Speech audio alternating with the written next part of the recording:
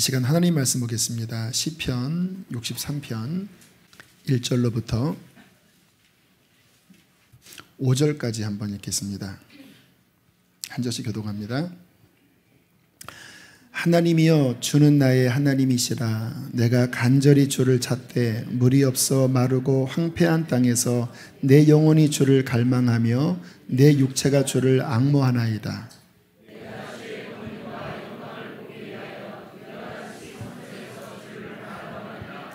주의 인자하심이 생명보다 나음으로 내 입술이 주를 찬양할 것이라.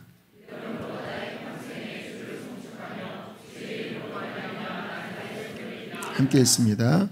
골수와 기름진 것을 먹음과 같이 나의 영혼이 만족할 것이라. 나의 입이 기쁜 소리로 주를 찬송하되. 아멘. 성경은 우리의 삶을 가리켜 광야길이다 라고 말씀을 합니다. 여러분, 이스라엘 광야가 어떤지 아세요? 한 3년 전인가요?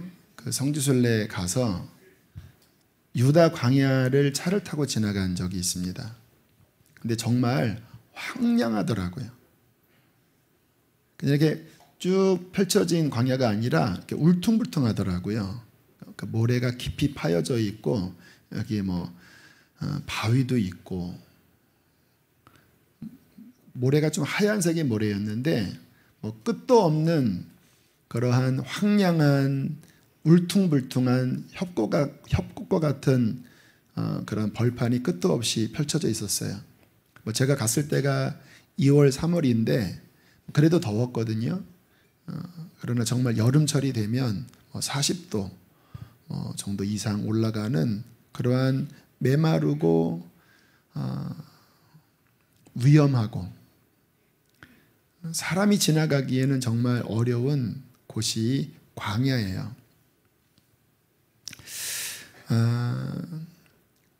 성경은 우리의 삶을 광야를 지나는 삶이라고 말씀을 하시는데, 정말 구약 성경을 읽어보면 많은 하나님의 사람들이 광야로 들어갔습니다.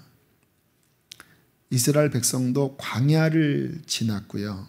성경에 보면 위험하고 간조한 땅 광야를 지났다라고 말씀을 해요.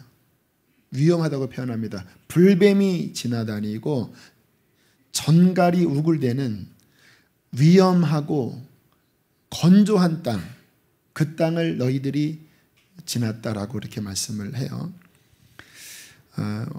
오늘 시편을 기록한 다윗도 광야의 피신 생활을 꽤 긴 시간 했죠. 그 힘들고 어려운 곳에 정말 어떻게 살았나 할 정도로 궁핍함과 그리고 메마름 속에서 다윗은 긴 시간 기거해야 했습니다. 그러한 광야를 하나님의 사람들이 성경에서 지났는데, 우리 신약의 그리스도인들을 향하여서도 비록 우리가 사는 이 세상은 광야는 아니죠. 그러나 영적으로 보면 그와 같은 광야를 지나고 있는 삶이라고 말씀을 하고 있습니다. 이 광야에서 겪는 어려움은 무엇일까요?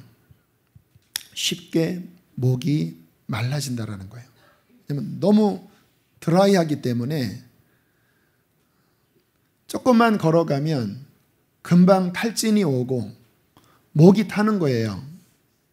그리고 이런 도시에는 아무데나 들어가면 물을 먹을 수 있잖아요. 수도를 열면.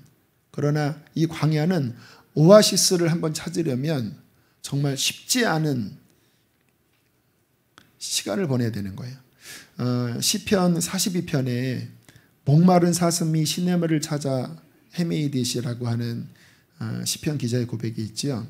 제가 신학교 다닐 때 교수님이 그렇게 이야기를 해주시더라고요. 물냄새를 가장 잘 맡는 동물이 사슴이라네요. 한 2km, 3km 바깥에 있는 오아시스 냄새를 맡는데요. 그래서 상인들이 사막, 광야를 지날 때 그런 사슴을 데리고 가는데 사슴에게 물을 잘 주지 않는데요. 그러다가 물이 딱 떨어지고 오아시스를 못 찾게 되면 그 사슴을 딱 풀어준답니다. 그러면 목마른 사슴이 그 물냄새를 맡고 수킬로를 막 헐레벌떡 달려가서 그 오아시스를 찾는데요. 그러면은 사람들은 그 발자국을 따라간답니다. 그리고 그 현장에 가보면 사슴이 그 물에 코를 박고 죽어 있는 경우가 많대요. 너무 목이 타서 그냥 물에 코를 박고 죽는. 그때 그 사슴의 그 애타는 목마름, 생명이 타들어가는 듯한 목마름. 근데 시편 기자는 그렇게 내 영혼이 목이 마릅니다 라고 고백을 해요. 왜 목이 마를까요? 이 세상은 천국이 아닙니다. 물론 믿는 자 안에 하나님의 나라가 영적으로 임하는 것이 맞지만 육신을 보면 이게 광야 속에 살아가는 거예요. 여러분 오늘 직장 생활을 하셨지요? 여러분 오늘 하루 아침에 일어나셔서 이제 여러 사람들을 만났습니다. 여러 일들을 했지요. 질문하겠습니다. 여러분이 그 만났던 여러 사람들, 처리했던 그 많은 일들, 여러분이 이렇게 집중해서 일했던 그 책상 위의 그 환경 속에 영적인 해갈이 되는 환경이었나요? 아니면은 그렇게 내가 사람과 부대끼다 보면 영적으로 힘들어지고 목이 말라졌나요? 아마 목이 말라졌을 거예요. 왜 그런 일이 벌어지죠? 이 세상은 광야길이라기 때문에 그런 거예요. 간조하고 때로는 위험스럽기까지 하는 육신적으로는 물을 먹을 수가 있고 육신적으로는 경찰관들이 우리를 보호하는 것 같지만 영적으로 보면 굉장히 메마른 길을 우리는 걸어가고 있다는 것입니다. 그래서 우리가 하루를 살면 금방 영적으로 탈진되고 이렇게 목이 텁텁한 것을 경험해요. 매일 우리가 그래도 기도 생활 또 성경 보는 생활을 유지하면 그 속에서 그래도 마치 이슬을 먹듯이 목마를 때 그 이슬이라도 큰 수분 섭취가 되잖아요. 우리가 짧은 시간이라도 말씀 먹고 뭐 오늘처럼 이렇게 금요성령 집회 그래도 1시간이요 찬양하고 기도하면 이곳에 하늘문이 열려 생수가 우리 안에 채워지잖아요. 그 힘으로 살아가는 건 아닙니까? 그래서 이 밤에 여러분들이 많은 유혹을 이기고 여기까지 오신 거잖아요. 그런데 이러한 예배 생활을 못한 채 한 주, 두 주가 지나가 보세요.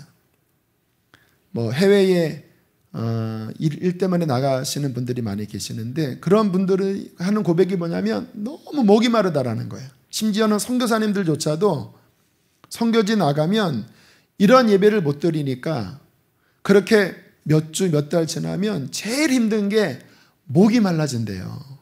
좀 속 시원하게 기도하고 싶은데 기도하지 못하고 좀 뜨겁게 예배하고 싶은데 늘 두려움 속에서 혹시 공안이 들이닥치진 않나, 혹시 발각되는 거 아닌가, 늘 그러한 위험 속에 살아가니까 영적으로 너무 답답하다고 하시더라고요. 그래서 한국 한번 오시면 예배 드릴 때 그분들은 그냥 해갈을 하시더라고요. 너무너무 기뻐하시더라고요. 선교지에서 그런 어려움을 겪는 분도 계신데 또 한국에 사시면서도 또 예배를 잘 안 나와서 그 홍수 속에 또 가뭄이라고 집에서 막 목말라 죽는 분이 계셔요. 이렇게 나와야 되는데 영적인 안진뱅이라 TV에 꼭 붙잡혀서 그냥 목말라 나 죽습니다. 나오라니까요 하는데도 나갈 힘이 없습니다. 너무 바쁩니다 하면서 그렇게 힘들어하지요. 결정적으로 영적으로 목마르게 하는 요인은 죄입니다. 그렇게 메마르게 살다가 죄에 한번 넘어져 보세요. 돌덩어리가 여기에 막혀 있는 것 같아요. 돌덩어리가 마음이 너무 무겁고 하나님과의 관계가 완전히 꽉 틀어 막혀서 기도도 안 나오고 정말 힘든 그러한 메마름을 경험하지요. 그렇게 영적인 메마름에 빠지면 정말 신앙생활이 하나도 안 기쁘고요. 그리고 힘이 하나도 없어요. 왜냐하면 우리가 살아가는 힘은 우리 안에 계신 성령의 능력이잖아요. 그런데 영적으로 확 메말라 버리니까 고갈돼 버린 거예요. 그러니까 신앙생활에 힘이 없어요. 힘이. 정말 영적으로 보면 완전히 눈 동공당 풀리고, 그리고 어깨는 푹 처지고, 다리는 힘이 없어서 그냥 비틀비틀 가는 그런 영적인 탈진 상태에 있는 사람들 너무나 많습니다. 어저께 제가 감리교 신학대학 신학과 학생들 목회 멘토링이라고 하는 그런 세미나가 있어서 잠깐 말씀을 전하러 갔는데, 벌써 89년도에 제가 학교를 입학한 거니까 한 27년, 8년이 됐어요. 학교의 그 위치는 그대로지만 또 제가 학교 다닐 때 있었던 건물들이 절반 정도는 있어요. 또 절반 정도는 바뀌었고. 근데 학교를 한 바퀴 쭉 돌면서 옛날 생각이 나더라고요. 그때 내 영혼이 참 메말라진다라고 하는 그러한 느낌이 참 많았어요. 학교 다닐 때.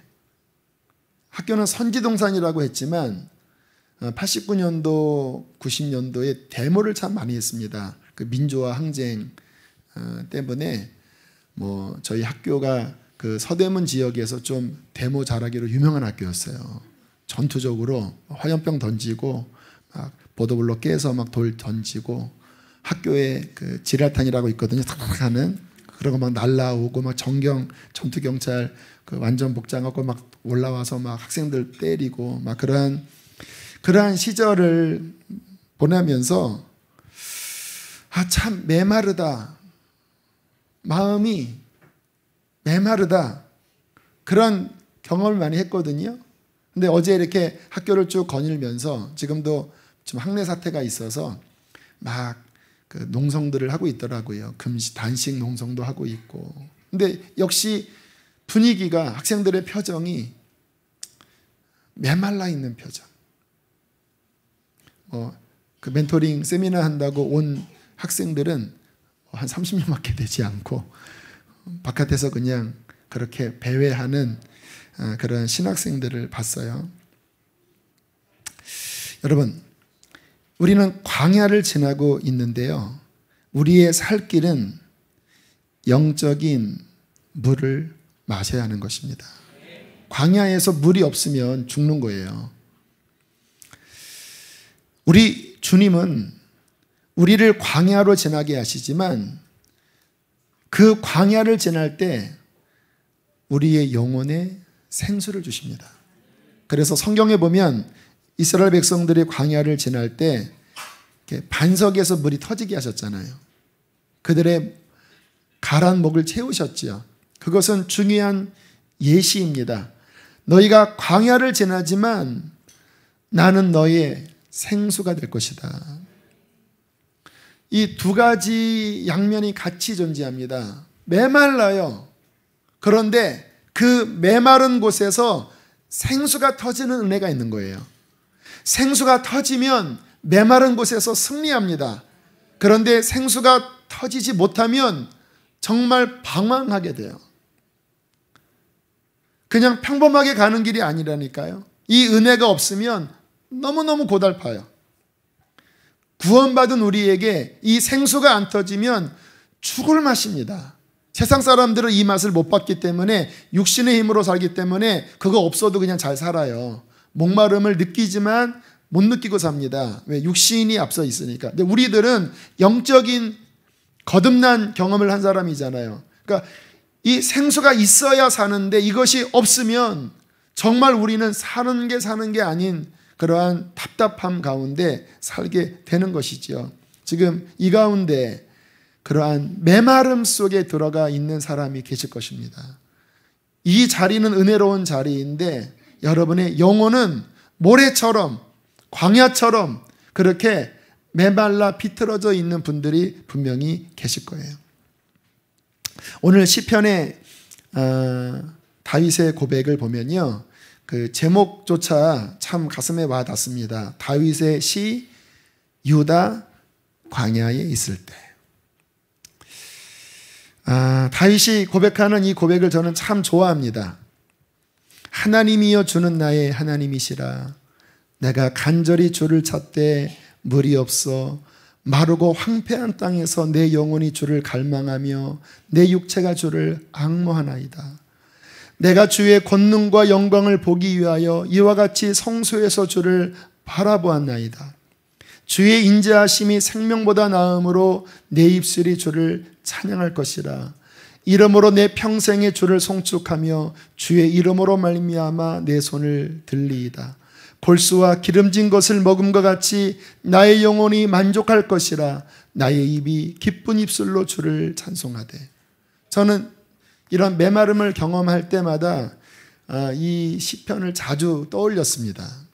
시편으로 기도하는 게 굉장한 도움이 돼요. 왜냐하면 이 시편의 고백은 우리의 영적인 여러 상태를 대변하는 고백이에요.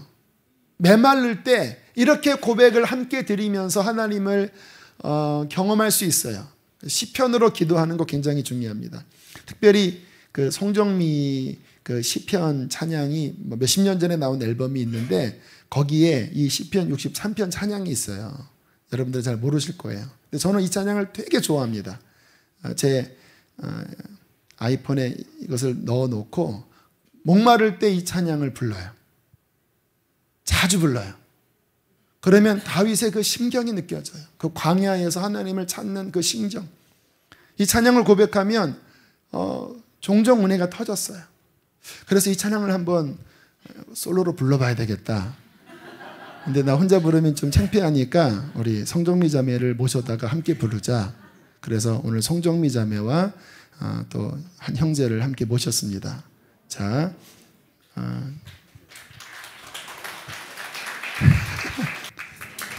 감사합니다. 할렐루야. 우리 성정미 자매와 최덕신 형제는 물러가도 좋겠습니다. 이 시편의 고백이 참 절절해요. 좀 한 절 한 절씩 보면요. 하나님이여 주는 나의 하나님이시라. 내가 간절히 주를 찾되 물이 없어 마르고 황폐한 땅에서 내 영혼이 주를 갈망하며 내 육체가 주를 앙모합니다. 지금 이 다윗은 그냥 육적인 목마름을 고백하는 게 아닙니다. 광야에서 아마 육적인 목마름도 있었겠죠. 근데 다윗은 자기 깊은 내면에 있는 본질을 알았어요. 주님, 나는 영적으로 목이 마릅니다. 그러면서 간절하게 하나님을 찾고 있어요. 내가 간절히 주를 찾되 물이 없어 마르고 황폐한 땅에서 내 영혼이 주를 갈망하며 내 육체는 주를 앙모합니다. 목이 마른데 왜 주님을 앙모합니까? 영적인 목마름이고요. 하나님만이 나를 채워줄 수 있기 때문에 그런 거예요. 하나님만이 나를 채워줄 수 있습니다. 그래서 전심으로 하나님을 찾고 있어요. 2절에 보니까 내가 주의 권능과 영광을 보기 위하여 이와 같이 성소에서 주를 바라보았나이다 라고 고백하고 있어요. 여러분, 지금 다윗은 광야에 있잖아요. 만약에 이 문자 그대로 성서라면 예루살렘으로 가야 합니다. 이제 다윗은 예루살렘에 갈 수 없는 처지거든요. 쫓겨나 있는 상황 아닙니까? 그런데 지금 다윗은 주님의 권능과 영광을 보기 위하여 성소에서 주를 바라보았다고 고백해요. 어떤 의미냐면 광야에 있든 초막에 있든 하나님을 간절히 찾는 그곳이 성소입니다. 이 고백은 신약적인 고백이에요. 구약은 예루살렘 그 한 장소에 하나님이 거하시다고 믿었지만 신약은 어디에나 계시고 어디나 성소잖아요. 근데 다윗은 구약 인물이지만 그 신약적인 어떤 하나님의 은혜를 받은 사람이에요. 그래서 광야에 있지만 나는 하나님이 필요합니다. 당신의 권능과 당신의 영광을 보기 위하여 내가 지금 모래 위에서 목마른 이곳에서 하나님을 찾을 때 나는 지금 성소에 있는 것입니다 라고 고백을 하는 거예요. 그러면서 전심으로 하나님을 찾고 있어요. 제가 학교 다닐 때 좀 그런 메마른 일들이 많았다고 했잖아요. 하나님을 찾았습니다. 저도 학교에 채플이 있어요. 지금은 100주년 기념관이지만 제가 다닐 때는 그 웰치라고 하는 그 옛날 고딕 양식의 그러한 예배당이었어요. 좀 어두컴컴해요. 근데 그곳에 가서 나무 의자에 앉아서 주님을 찾으면 그곳에서 샘물이 터집니다. 또 목요일마다 그 찬양 그 점심시간에 한 30-40분 찬양 예배가 있었거든요. 또 가끔 거기 가서 예배하면 또 채워져요. 대학원 건물 그 다락방에 그 매일 점심에 기도하는 서클이 있었어요. 저는 그 서클은 아니었지만 기도할 때 자주 거기에 갔습니다. 그러면 신실한 신학생들이 한 10명 정도 모여서 학교를 위해서 또 여러 가지 제목을 놓고 기도를 해요. 그러면 메마른 광야와 같은 환경이었지만 그곳에서 하나님을 찾을 때 하나님은 샘물이 터지게 하시고 은혜를 주시더라고요. 그 은혜가 임할 때 어떠한 축복이 있는지 다윗이 이렇게 고백합니다. 3절에 주의 인자하심이, 다시 말하면 그분의 사랑이, 그분의 은혜가 내게 임할 때 그것이 얼마나 귀한지 뭐보다 낫다고 합니까? 내 목숨보다 더 귀하다라는 거예요. 그 하나님이 부으시는 은혜가 얼마나 좋은지 내 생명보다 더 나음으로 나는 그 은혜를 받으면서 찬양하는 거예요. 광야에 있지만 하늘문이 열린 겁니다. 4절 이름으로 나의 평생의 주를 송축하며 주의 이름으로 말미암아 나의 손을 들리이다. 참 신기하지요? 조금 전까지만 해도 내 마음은 메말랐어요. 너무 목이 말랐어요. 힘겨웠어요. 그런데 간절하게 주님을 찾아 하나님께서 생수가 되어 주셨거든요. 이 은혜가 얼마나 큰지 내 생명보다 귀한데 이것이 너무나 기뻐서 이제 손을 들어 찬양하는 기쁨으로 바뀌었어요. 주님을 만나고 나니까 내 영혼이 채워지고 나니까 광야가 아니라 푸른 초장, 쉴 만한 물가가 되었다라는 거예요. 그러면서 5절에 고백합니다. 골수와 기름진 것을 먹음과 같이 나의 영혼이 만족할 것이라. 나의 입이 기쁜 입술로 주를 찬양합니다. 그 은혜를 받고 나니까 여러분 배고플 때 아주 기름진 음식 먹으면 그 느낌 있잖아요. 참 만족스럽다. 힘이 난다. 근데 영적으로 주님의 은혜를 받으면요, 그 골수와 기름진 것을 먹은 것처럼 우리의 영혼이 하나님의 은혜로 만족합니다. 저도 이렇게 메말를 때 이 찬양 자주 불렀다고 했잖아요. 근데 이 찬양을 부르면서 정말 하나님의 은혜를 누리면요, 순간 내 마음이 기름진 주님의 임재로 채워져요. 그러면 이렇게 시들었던 나의 영혼이 머리를 들고 그리고 그분을 기뻐하고 다시 감사가 나오고 이 땅을 살아갈 힘이 주어지게 됩니다. 우리는 광야 같은 세상에서 이 생수를 얻어야 살 수 있는 자입니다. 이것이 없다면 우리는 실패하게 됩니다. 왜냐하면 이 땅에서 우리를 승리하게 하는 힘은 육신이 아닙니다. 우리의 이성이 아닙니다. 오직 하나님이 주시는 생명만이 우리를 이기게 합니다. 여러분 보세요. 예수님을 믿지 않는 사람들은 어떻게 살아가는 것일까 아세요? 지금 세상에 예수님을 믿지 않는 수많은 사람들이 부지런히 살아가잖아요. 가끔 이렇게 한 7시, 7시 반에 가끔 요 성복동 또는 뭐 도심지에 가끔 있을 때가 있어요. 와, 사람들 정말 열심히 살더라고요. 가방 딱 메고 뭐 그냥 쌩쌩쌩쌩 하면서 막 지하철을 타러 가고 정말 열심히 살아요. 문제는 뭔지 아세요? 그들에게 이 하나님이 주시는 생수가 없어요. 그러면 무엇으로 살아갑니까? 육신의 힘으로 살아가는 거예요. 육신의 힘으로.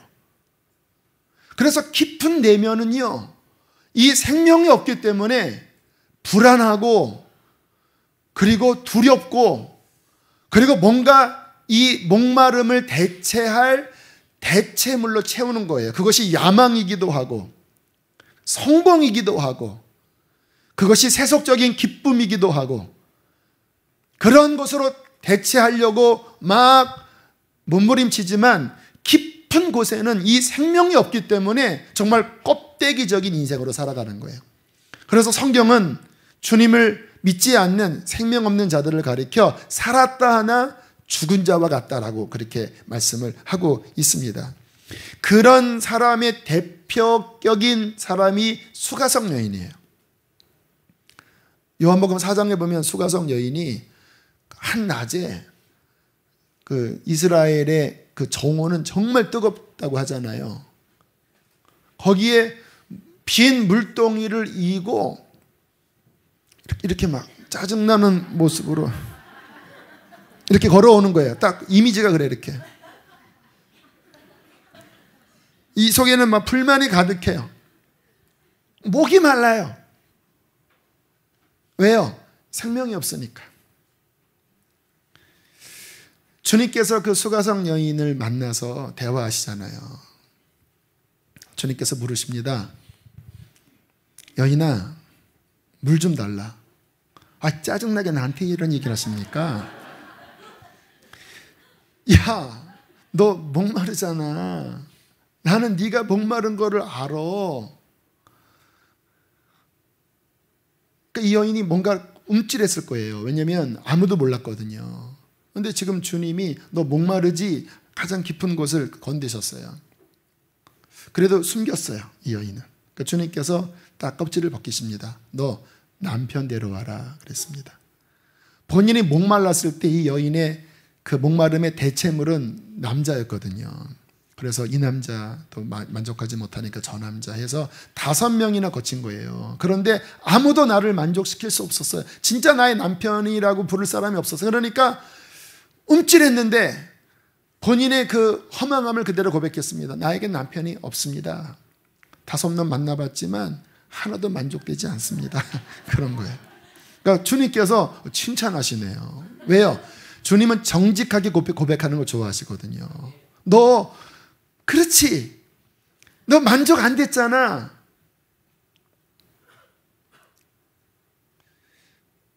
내가 너의 영혼을 만족시켜준다. 그러니까 이 여인이 뭔가 건드려진 거예요. 무엇으로 채워지지 않는 나의 이 갈증을 당신이 채워줄 수 있다고요? 그럼 한번 생각해보자. 난 남편으로 안 됐는데 본인이 또 하나 채울 수 있다고 여겨졌던 대체물이 있었거든요. 종교입니다. 그것은 야곱의 우물이었어요. 그 사마리아 사람들이 그 모세오경을 믿으면서 어떤 그런 야곱 족장 뭐 이러한 그 신앙이 있었거든요. 그러니까 정통적인 믿음은 아니었지만 어떤 종교적인 나름대로 메시아를 기다리는 뭔가가 있었어요. 그 상징이 야곱의 우물입니다. 그래서 여인이 그런 거예요. 아니, 우리 조상들이 파놓은 이 우물물을 먹고도 모두가 목말랐는데 당신은 영원히 목마르지 않는 그 샘물을 주시겠다고 하시나이까? 하면서 뭔가 이렇게 기대가 됐지만 약간 짜증나는 그런 목소리로 이렇게 막 예수님께 물어본 거예요. 그랬더니 주님께서 여인아, 이 종교의 물을 먹어도 또 목말라. 종교로는 너를 채울 수 없어. 내가 메시아로 너의 영혼을 채워주는 샘물을 줄 것이다. 그러면 그 샘물은 네가 그렇게 찾아 헤맸던 그것을 채울 것이고, 그리고 그 속에서 영원토록 솟아나서 너에게 영생을 이끌 것이다. 그러니까 이 여인이 막 너무 기뻐서 메시아가 오면 그것을 준다고 나는 얼핏 들었습니다. 내가 크다. 그러니까 물동이 집어 던지고 막 동네방네 다니면서 내가 메시아를 만났다. 내가 메시아를 만났다. 이렇게 하면서 그 기쁨을 노래했잖아요. 지금 제가 좀 재밌게 표현했지만 정확하게 표현한 거예요. 제가 예능의 은사가 있습니다. 주님께 영광. 여러분, 이 샘물이 주님께서 우리의 깊은 영혼 중심을 비로소 만족시켜 주시겠다고 하는 이 샘물은 곧 누구를 의미할까요? 성령이십니다. 성령. 그리스도 예수 안에 계신 성령님. 여러분, 성경을 자세히 보면 제가 늘 드린 말씀이지만 이거는 성경의 핵심이기 때문에 마음에 새기셔야 돼요. 이 복음의 구조는 예수 그리스도와 그 안에 계신 성령이에요. 예수님은 십자가와 부활의 진리로 우리의 죄를 용서했고 구원의 도를 완성하셨어요. 그것을 회개하고 믿는 자는 반드시 그 다음 주어지는 선물의 본질이 뭐냐? 성령을 주셔서 살아나게 하시겠다라는 거예요. 만약에 내가 예수님을 믿는다고는 했는데 예수님 안에 있는 성령의 역사가 오지 않았다면 그 믿음은 가짜 믿음입니다. 이 두 가지는 뗄래야 뗄 수 없는 복음의 완결판이거든요. 예수님 그리고 그 안에 주시는 성령의 선물. 내가 진짜 회개하고 예수를 믿었다면 반드시 성령이 와야 그 구원이 실제가 됩니다.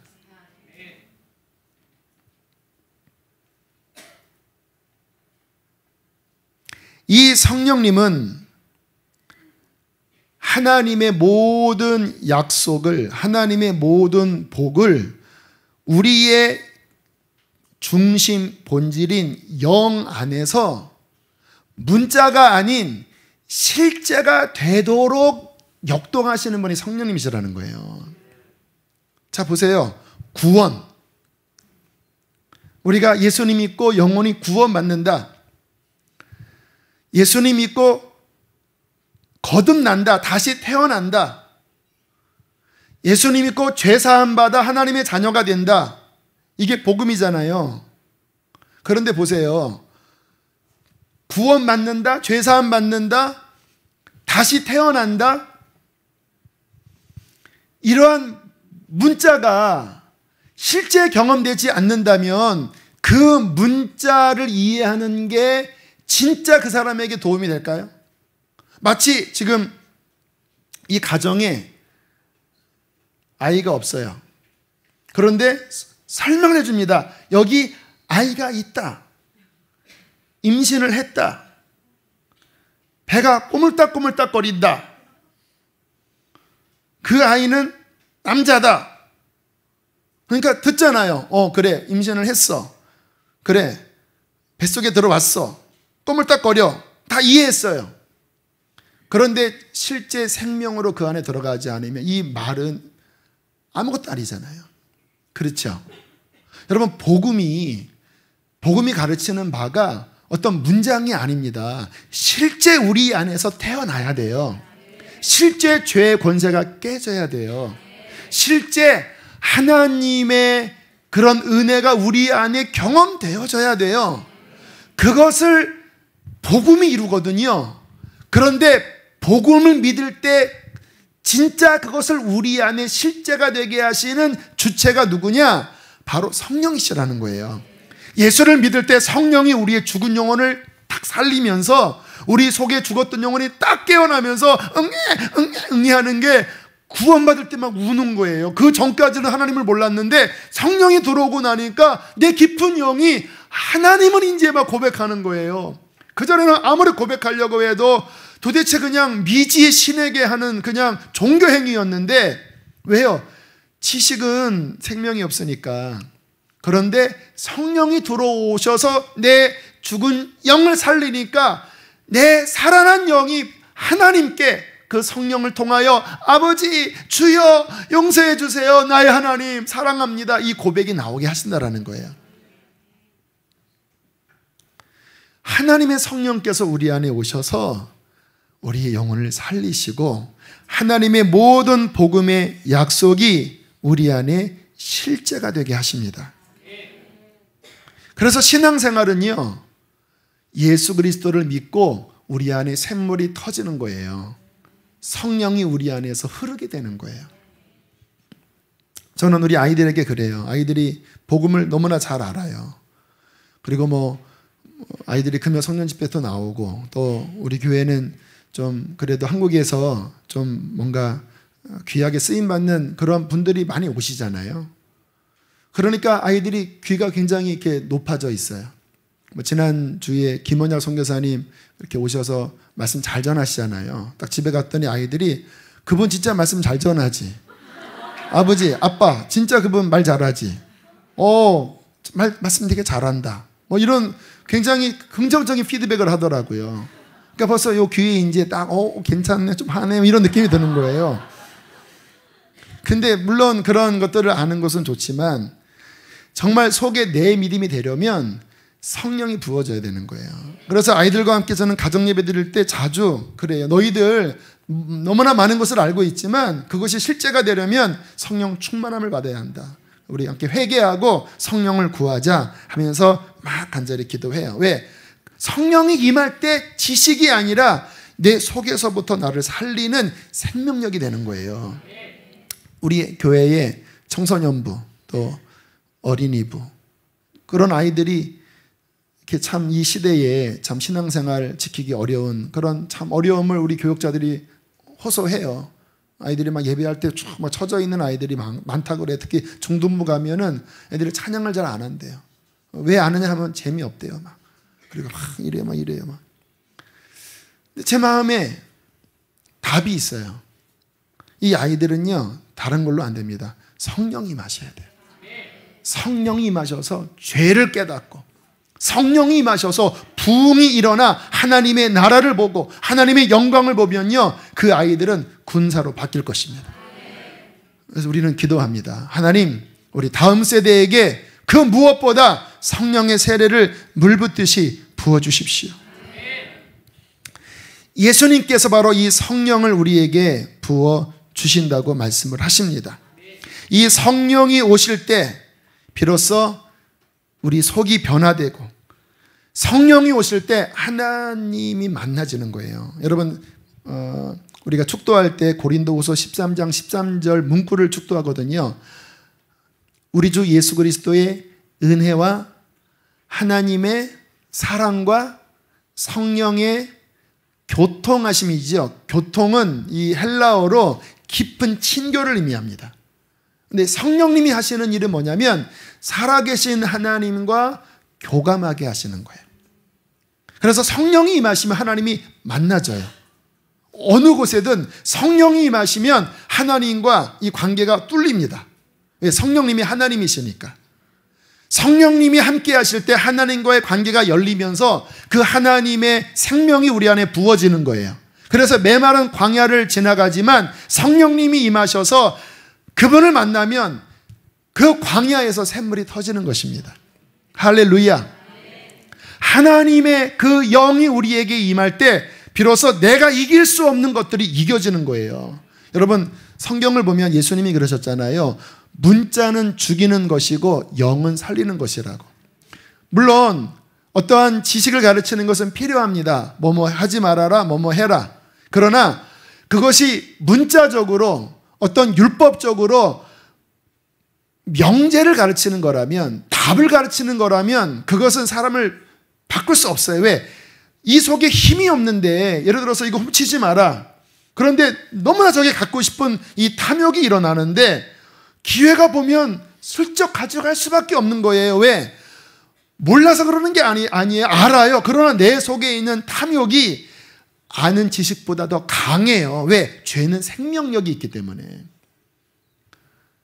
그런데 복음은 뭐냐면요, 예수를 믿을 때 하나님의 생명이 우리의 본질 안에 부어지는 거거든요.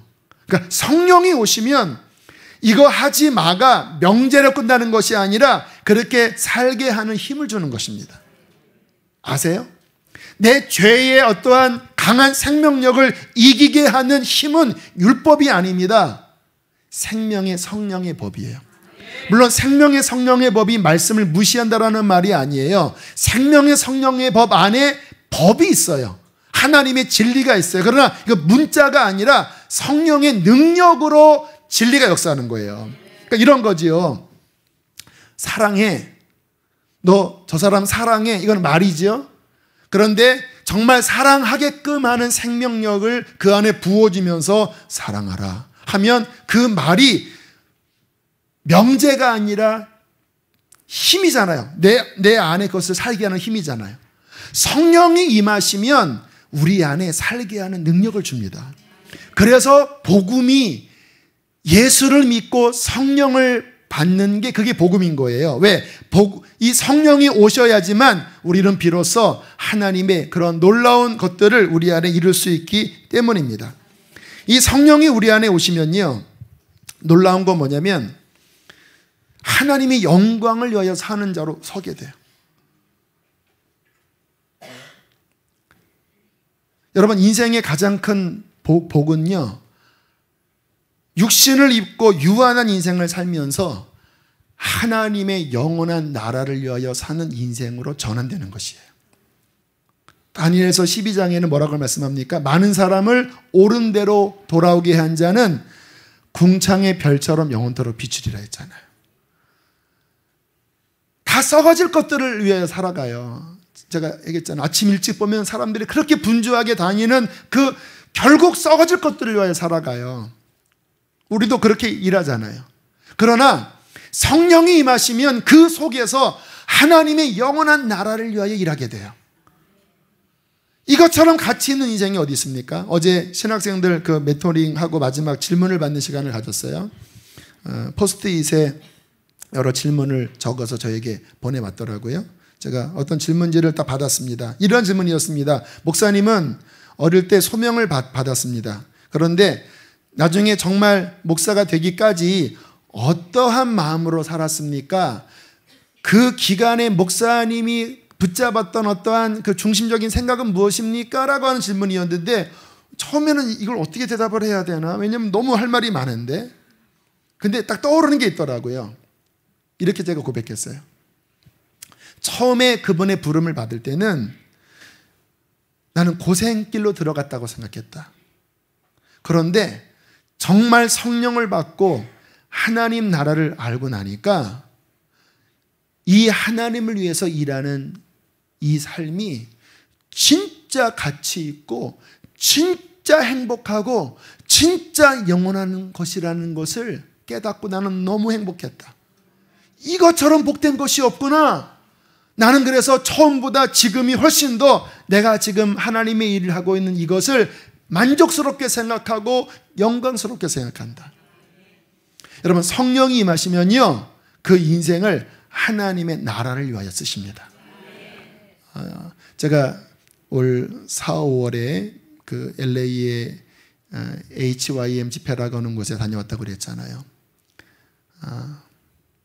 Here am I, send me, young Christian movement. 그러니까 주여 나를 보내소서 청년 운동. 근데 이것이 어떻게 시작됐냐면 더글러스 킴이라고 하는 평신도 사역자예요. 부동산을 하는 분입니다. 은혜를 받았어요. 이분이 청년에 대한 마음을 주셨어요. 2000년도 정도에 2001년, 2000년도 그때 청년을 살려야 되겠다. 왜냐하면 그 LA 또 오렌지 카운티 여기 유학생들 많이 있잖아요. 이 청년들을 살려야 되겠다. 뭐 불이 타는 거예요. 근데 어느 날 기도하는데 하나님께서 너는 부동산을 해라. 주님, 내가 왜 부동산을 해야 됩니까? 넌 부동산을 하면 세상의 열방의 많은 민족들을 만나게 될 것이다. 그들에게 복음을 전해라. 근데 주님, 나는 이거 잘 못하겠습니다. 그런데 주님께서 너무나 강하게 말씀을 하시고 더 이상 음성이 들리지 않았대요. 그리고 부동산을 하는데요, 정말 기가 막히게 본인은 결정했대요. 나는 돈이 목적이 아니라 두 가지예요. 복음을 전해서 영혼을 살리는 게 첫 번째 목적이고, 또 하나는 이 HYM 집회에 내가 스폰서가 돼서 내가 돈을 대는 이것이 내 인생의 목적이다. 그리고 사람 만나면 복음을 전했대요. 백인들한테 복음 전하는 게 쉽지 않다고 하더라고요. 예전에는 백인들이 예수님 믿는 사람들이 많았는데 어느 시점부터 정말 교회를 안 다닌대요.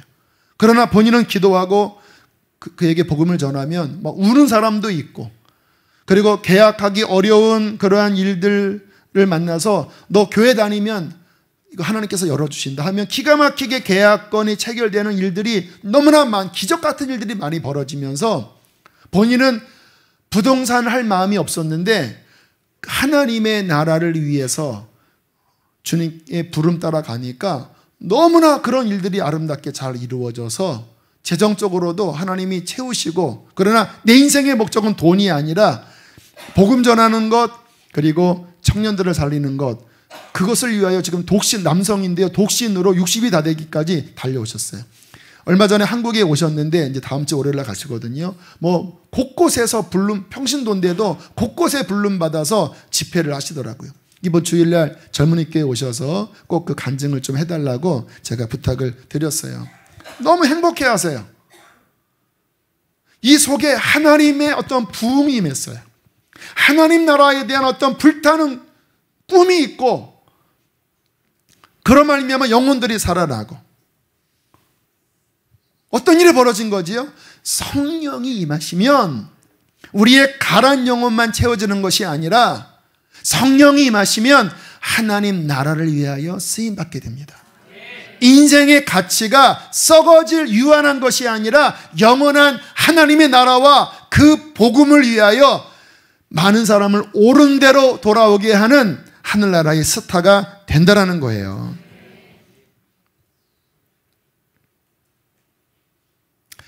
그래서 우리들은 이 땅을 살아가면서 무엇보다 우리의 심령에 하나님의 성령이 부어지는 삶을 사셔야 합니다. 그러나 이 삶을 유지하는 게 생각보다 쉽지 않아요. 여러분 아시죠? 쉽지 않아요. 분명히 주님께서는 복음 안에 이 하늘의 문을 여셔서 우리 속에서 생수의 강이 터지게 분명히 말씀하셨는데, 이것을 방해하는 사탄의 방해가 있는 거예요. 분명히 주님이 우리 안에 계셔요. 그러나 보세요. 주님께 집중하지 않고 이 세상에 하루 이틀만 정신없이 살잖아요. 그러면 이 우물이 막힙니다. 창세기에 보면 아브라함이 팠던 우물을 블레셋 사람들이 돌로 막았다고 하는 말씀이 나와요. 영적인 원리를 보면 이것이 열렸다가 이 세상에 분주하게 살아갈 때 사탄이 그 우물을 막으려고 하는 거예요.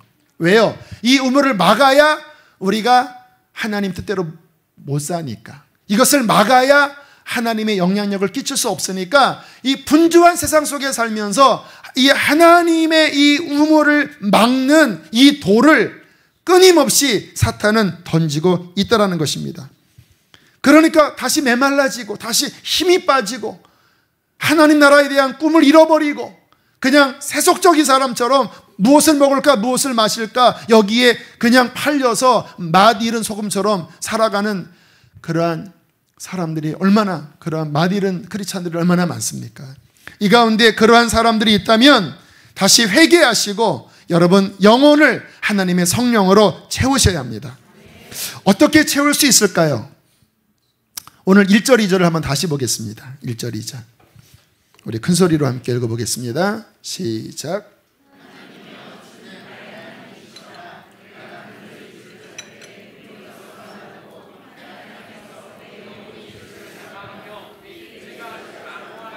이 절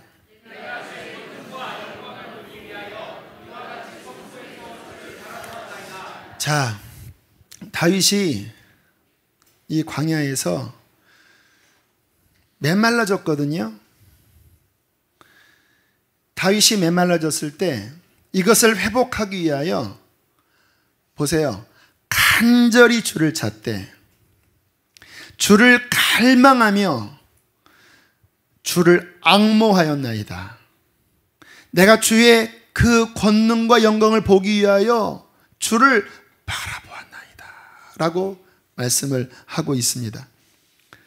여러분, 이 광야 같은 세상에서 계속 주의 생수를 공급받는 중요한 태도는요, 주님을 바라보는 것, 주님을 기다리는 것, 주님을 사모하는 겁니다.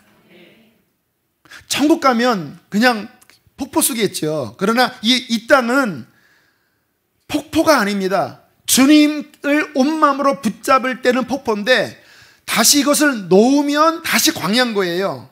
이 양면성이 같이 있는 거예요. 근데 우리의 육신은 세상을 향하여 가기가 쉽잖아요. 그러니까 금방 메말라지거든요. 그때마다 우리가 다시 하나님의 임재 안으로 들어가게 하는 유일한 비결은 무엇이냐? 온 마음으로 그분을 바라보는 것입니다. 그분을 기다리는 거예요. 그분을 기다리는 것은 곧 믿음입니다. 여러분, 시편이나 성경을 읽어보면 주를 기다림이라고 하는 표현이 많이 나와요. 잠잠히 주님을 기다린다. 나는 지금 영적으로 눌려있고 영적으로 패배해 있는데 주님 다시 오셔서 내 영혼을 일으키시는 그 은혜가 임하기까지 주님, 나는 당신을 기다립니다. 당신을 갈망합니다 하는 이 마음의 고백들이 많이 나오거든요. 이 마음의 고백이 깊을 때 하나님은 반드시 그를 만나주십니다. 오늘 이 말씀을 고백하는 이유는 실은 제가 메말름을 느꼈어요. 요 근래에 주님, 내 마음이 점점 딱딱해져 가는 것 같습니다. 오늘 이 말씀은 나를 위한 말씀이겠다 하고 간절히 기도하면서 말씀을 이곳에서 했습니다. 근데 한 40% 정도를 넘어갔는데 말씀이 영적으로 진도가 안 나가는 거예요. 둘 중에 하나입니다. 내가 어거지로 진도를 나가면 그냥 인간적으로 진도를 나갈 수 있어요. 그러나 그렇게 하면 주님의 은혜가 없거든요. 제가 어떻게 했는지 아세요? 볼펜을 딱 내려놨습니다. 그리고 이렇게 고백했습니다. 하나님, 제 힘으로 안 하겠습니다. 저는 주님을 기다리겠습니다. 주님이 오셔서 나를 일으키시기를 기도하겠습니다. 주님이 오셔서 당신의 호흡을 주시고 나에게 힘 주시기를 저는 기다립니다. 주님, 나를 도와주세요. 주님, 나를 힘 주세요. 그렇게 또 간절하게 기도하니까 그분의 생기가, 그분의 생수가 다시 졸졸졸졸졸졸 들어오는 거예요. 그럼 다시 일어나서 힘을 내고 그분의 흐름을 따라서 또 말씀을 끌어 나갔어요. 여러분, 주님을 기다리는 자이십니까? 그분이 내게 오실 것을 믿고 광야에 있는데 내가 다시 메말라졌는데 계속 그 광야 속에서 주님을 놓치면서 사는 게 아니라 멈춰서서 내가 있는 그곳이 성소가 되어 주의 권능과 영광을 보려 하여 내가 주님을 바라보았나이다, 내가 주님을 기다립니다 라고 하는 그 마음으로 날마다 주님 앞에 나아가고 계십니까? 오늘 새벽에 우리 교회 우리 최희성 목사님 20대 때 하셨던 기도 생활에 대한 간증을 하셨는데 참 깊은 은혜가 됐어요. 본인의 방을 골방으로 그렇게 만드시고, 그러니까 기도의 골방, 그곳에서 2시간 이상 하나님을 예배했대요. 성경을 읽다가 또 어떤 기름 부음이 있는 그런 찬양 예배 실황을 틀어놓고 막 기뻐 뛰면서 막 침대 위에 올라갔다가 막 내려갔다가 막 춤도 췄다가 막 하나님 앞에 막 기도도 하고 막 찬양도 하고 회개도 하고 막 사랑을 고백하고, 그러다가 막 혼자 이렇게 누워있기도 하고, 주님이 이제 임재를 주셨죠. 막 그런 막 시간들을 막 가지면서 말할 수 없는 주님의 깊은 임재 가운데 깊은 내밀한 사랑의 시간을 가졌다고 하는 그런 20대 중반의 그러한 청년 시절의 그런 신앙생활을 고백을 하시더라고요. 생각을 해보세요. 어떤 한 사람이 아무도 안 보는 골방에서 그분을 기다리는 거예요. 하늘 문을 향하여 문을 두드리고 그분께 사랑을 고백하고 그분의 얼굴을 구하고, 그렇게 그분을 기다리고 찾을 때 은혜로우신 하늘의 아버지께서 그에게 은혜를 주시지 않겠습니까? 하나님이 찾으시는 사람들은요, 뭔가 많이 아는 사람들이 아닙니다. 뭔가 세상적인 많은 것들을 덕지덕지 끼고 있는 사람들이 아니에요. 그냥 어린아이 같은 마음으로 나에게는 주님이 필요합니다. 주님 없이는 살 수가 없습니다. 주님, 나는 지금 광야에 있는데 하나님, 당신만이 나의 만족입니다. 이것을 어린아이처럼 고백하는 자를 주님께서는 사랑하셔요. 그가 바로 다윗이었어요. 그래서 하나님이 다윗을 그렇게 기뻐하셨던 거예요. 그 안에 하나님을 향한 목마름이 있었거든요. 솔로몬은 초기에는 뭔가 하나님을 찾는 것 같았어요. 막 지혜를 달라고 그러고, 나중에는 지혜가 늘어나고 부귀영화가 늘어나니까 하나님 찾지 않고 결국은 우상 찾다가 참 말로가 비참하잖아요. 하나님이 찾는 사람은 그렇게 목마르게 하나님을 구하고 찾는 사람입니다. 저와 여러분 안에 그렇게 주님을 기다리는 메마름이 올 수 있지요. 왜? 광야를 살아가니까. 그러나 그 메마름이 결코 길게 가지 못하도록 다시 그분을 바라보면서 그분을 기다리고 갈망하고 그분 앞에 나아가는 시간을 반드시 가져야 하는 것입니다. 주님께서는 그러한 자에게 은혜의 문을 여시고 생수의 물줄기를 더 세차게 부어주실 것입니다. 어떤 사람은 이 생수의 물줄기가 실개천으로 오는 사람이 있어요. 그러다가 금방 건천이 돼요. 건천이 뭔지 알지요? 금방 메말라 가는. 그런 어떤 사람은 그래도 늘 졸졸졸졸 하는 사람이 있어요. 그래도 졸졸졸. 그래서 새벽에 나와서 졸졸졸 졸졸. 그러나 세차게 이러진 않아요. 근데 어떤 분은 정말 그분의 임재 안에 더 강물처럼 쏴 쏴 쏴. 영원히 그 사람은 메말라지지가 않아요. 왜? 정말 생수의 강이 흘러요. 그에게는 하늘의 문이 활짝 열려 있어요. 그는 하나님 앞에 머무는 시간이 더 길어요. 왜? 이 강물이 흐르니까. 그 깊은 곳은 하나님을 향한 목마름과 그릇이 더 커요. 그러니까 더 긴 시간을 하나님 앞에 나갈 수밖에 없지요. 하나님은 그렇게 당신을 기다리는 영혼에게 생명보다 귀한 그분의 인자심을 부어주실 것입니다. 그 영혼을 골수와 기름진 것으로 채워주실 것입니다. 이 은혜가 임할 때 우리는 승리하는 거예요. 사탄도 이기는 거예요. 제가 그런 청년 시절에 막 메말라졌다고 했잖아요. 막 사탄이 막 공격을 하는 거예요. 막 너무너무 막 답답하고. 그러다가 목마름으로 경배와 찬양 그런 모임에 갔어요. 이거는 그냥 제 체험인데 믿거나 말거나예요. 앞에 나가서 손을 들었습니다. 성축하래 손을 들었는데요. 손을 들었는데 마치 이렇게 이런 벌레가 탁 도망가는 거 있잖아요. 이렇게 막 붙었다가 놀래갖고 파락 가는 거 있잖아요. 그렇게 해서 손을 들었는데요. 뭐가 파락 하더니 도망가더라고요. 저는 알았어요. 여기를 막 답답하게 눌렀던 것이 있었는데 주님의 임재가 강하게 오니까요. 그 묶임들이 풀어져 버리더라고요. 할렐루야. 주님의 임재가 우리를 채우면 우리는 승리합니다. 주님의 임재가 우리를 채우면 우리는 이 땅에서 하나님의 영광을 드러내 하나님의 나라를 임하게 하는 진정한 하나님의 사람이 될 것입니다. 우리는 이 은혜 가운데 날마다 살아가도록 싸우셔야 돼요. 매일 뚫으셔야 됩니다. 저는 우리 교회가 이 주님의 생수의 강을 넘치게 받아서 정말로 이 시대를 축복하는 교회가 되기를 원합니다. 이제 교회 7월 중순에 완공하면 제가 이렇게 달력을 보니까 와, 기가 막혀요. 8월 1일 이 화요일입니다. 그때부터 2주간 교회에 특별한 다른 뭐가 없어요. 그 말은 뭐냐면 이제 여름이니까 뭐 중고등부스러운 또 뭐가 이렇게 이것저것 있으면은 이렇게 하는데 여기 아주 깔끔하게 비어 있어요. 그래서 이때 집회를 해야 되겠다. 그래서 어떻게 목사님들도 부르고 뭐 김문효 선교사 이런 분들도 부르고 뭐 아무튼 영적인 부르고 또 우리가 낮에는 우리가 이렇게 하나님을 목마르게 간절하게 찾는 뭐 강사 없으면 어때요? 성령님이 강사시니까 성경 읽고 막 예배하고 뭐 하나님 앞에도 간절하게 나아가서 뭐 10명 와도 상관없어요. 뭐 이제 사람 중요한 게 아니에요. 그냥 그분 앞에 내가 예배자로서 하늘을 두드리는 그런 깊은 시간을 가질 때 하나님께서 하늘문을 활짝 여시고 그 광야 같은 세상을 살지만 그 광야가 푸른 초원으로 바꾸는 은혜를 부어 주실 것입니다. 할렐루야. 그 은혜가 임할 때 다음 세대들이 일어날 것입니다.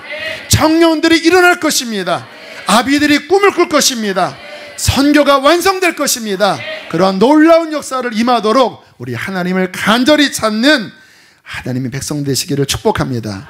우리 함께 이 시간 찬양하겠습니다. 마지막 날에.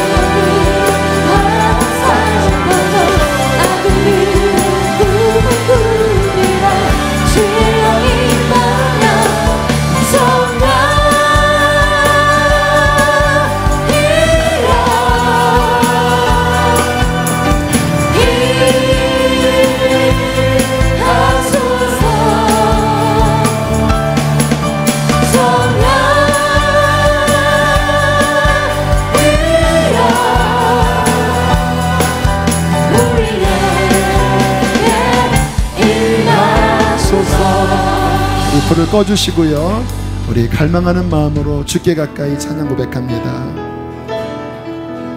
주께 가까이 나를 이끄소서. 간절히 주님만을 원합니다.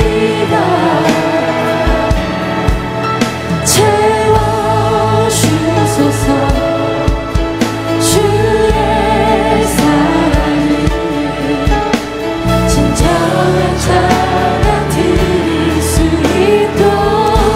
주께 가까이, 주께 가까이 날 이끌어주세요. 나를 이끄소서. 간절히 주님만을 원합니다.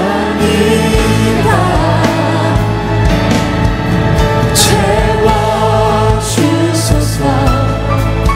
주의 사랑을 진정한 찬양 드릴 수 있도록 목마른 나의 영혼 주님을 부르니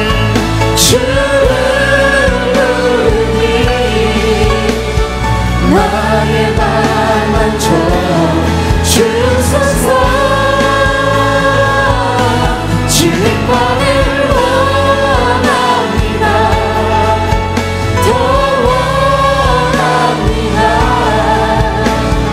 나의 맘만 주소서. 한 번 더 목마른 나의 영혼 주님을 부르니